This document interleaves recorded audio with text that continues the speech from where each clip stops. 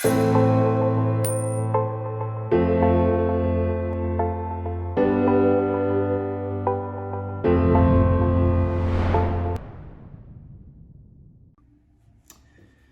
Bitcoin mixers are illegal, okay?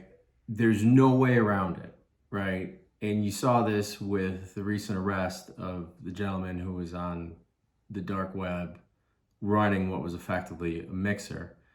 And the reality is you can't get around it, right? A mixer requires you to be a money transmitter at a state level and a money service business at a federal level.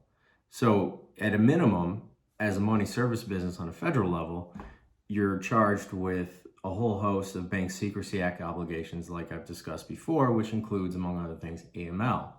Who's going to give you AML if they're going to a Bitcoin mixer, right? You just effectively can't do it. But if someone were inclined, let's say, to give you full AML and KYC regarding their account at a Bitcoin mixer, you're still complicit in the sense that you're providing a service that, whether you know it or not, can facilitate money laundering, right? Or laundering the proceeds of crime. And I get this question often, and people just seemingly don't want to believe me, but it's the truth. There's nothing you can do that would make that legal, because willful ignorance is not a defense to crime. Willful ignorance is actually indicia of guilt. So when you're talking about a Bitcoin mixer, even if you were somehow able to coerce people to give you adequate KYC, and if you didn't, you'd simply be violating your obligations under the Bank Secrecy Act and could be charged with that. Or if you weren't licensed at all, you'd be charged as operating as an unlicensed money service business, or at a state level, an unlicensed money transmitter.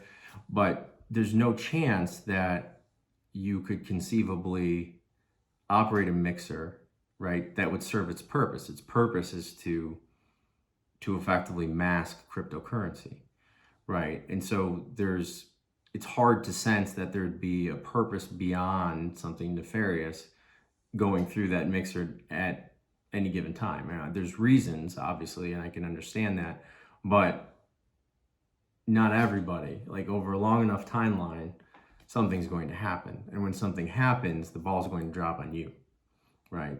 Alongside your client, whether you knew who they were or didn't know who they were. So to answer the question, which I received today, no.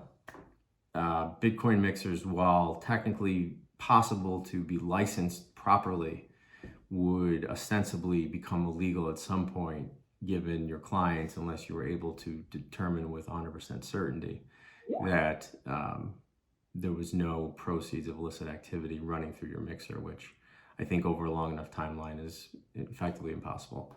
So I'm Adam Tracy. Check me out, Adam at AdamTracy.io, and I'm happy to answer any questions you have and talk to you later.